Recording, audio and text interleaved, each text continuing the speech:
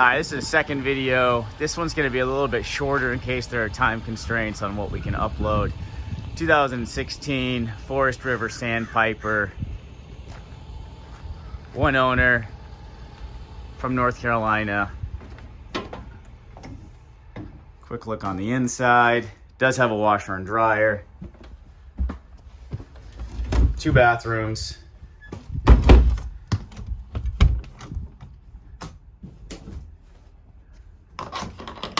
Washer and dryer here, I just want to show.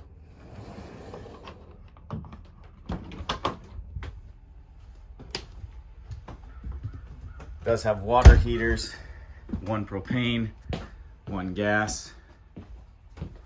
Coming back here, bed. Second bathroom here. Walking around. Kitchen here.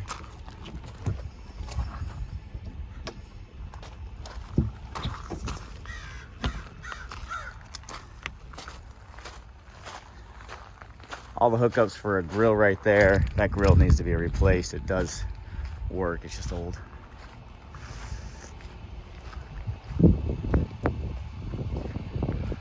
And all of your hookups over here.